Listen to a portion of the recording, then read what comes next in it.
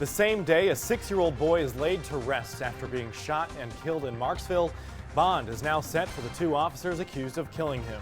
And only on 3, our investigative team talks to one man who filed suit and won after an arrest by one of the officers involved. He says they shouldn't have been allowed to remain on the force. Your news starts right now. Live from the KATC TV3 studios, this is Acadiana's News Channel at 6.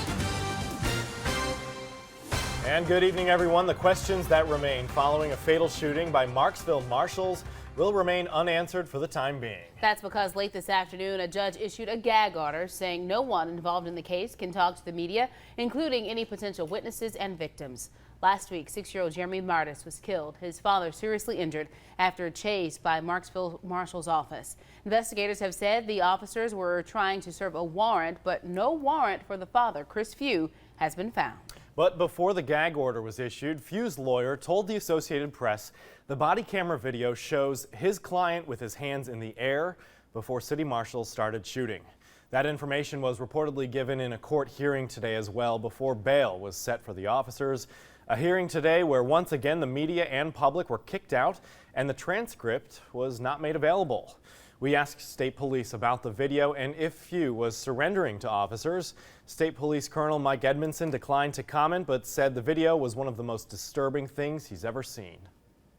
We believe from what we saw from the footage and our investigation is those shots should not have been fired, not at that particular time. So other things have just come together that's put us to where we... And bond for 32-year-old Derek Stafford and 23-year-old Norris Greenhouse Jr. is set at $1 million. They're being housed in isolation in Rapides Parish. Deputies say isolation is their standard procedure when officers are arrested. When asked why they were moved to Alexandria, we were told they are, quote, better equipped to keep the 2 subjects segregated from the general population, end quote. Also today, the district attorney in the parish has officially recused himself from the case. District Attorney Charles Riddle says one of his top assistant prosecutors is Norris Greenhouse Jr.'s father. Now the State Attorney General's office will take over the prosecution of the case.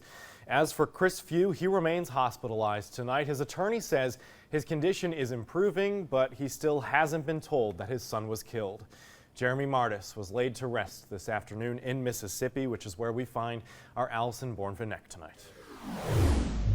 Jim and Marcel, family members and friends gathered at Moore Funeral Home here in Hattiesburg, Mississippi to remember the life of 6-year-old Jeremy Mardis. Jeremy had recently moved from Hattiesburg, Mississippi to Marksville, Louisiana, but his maternal grandmother still lives here in Hattiesburg.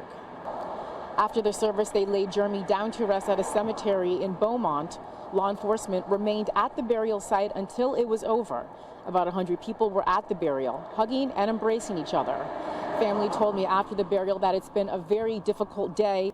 One family member describes Jeremy as their angel who will be greatly missed. In Hattiesburg, Allison Bourne-Vanek, KATC TV3. And KATC Investigates is still sifting through the suspect's background. We told you last week about the pending civil suits filed against Stafford, Greenhouse, and the departments they work for. Today we talked with one victim who says Stafford's badge should have been taken away a long time ago. Valerie Poncetti has the new information.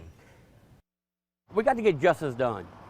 Just for this little boy right here, 6 years old, had to die like this. Just should have been voted a long time ago.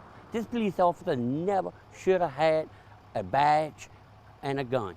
Patrick Janson says he has his own bone to pick with Derek Stafford from 2012, when Janson's dog suffered a heat stroke while Stafford was working crowd control at a 4th of July parade. Stafford was blocking the street for the parade that led right to the vet's office. We blew the horn at the police officer and told him that we had a dying dog. We need the veterinarian is waiting for it to help the dog. Janson's attorney gave us video from the day. It doesn't show what happened after he honked, but after Stafford refused to let him through, he says he got out of his vehicle and ran across the street for help. And I took the dog, carried it like a baby, down the street, brought it to the vet. While at the vet's office, Janson says he called in to complain, but instead was told to stay where he was because he was going to get arrested. Janson was convicted of disturbing the peace, but won in civil court. We filed a civil case and asked for a jury.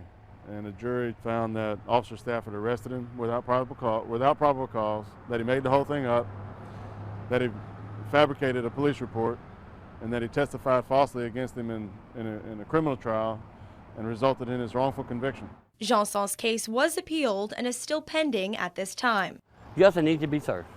In Marksville, Valerie Poncetti, KATC TV 3. And that jury awarded Janson $50,000, $25,000 for the false testimony, and $20,000 for the false report, $5,000 for false arrest. This was one of 6 suits filed against Stafford. He was also indicted on 2 counts of rape in 2011 with 2 different victims. Those charges were eventually dismissed by the state. Now, we've requested the records to see why they were dismissed, but still have not received response as of news time.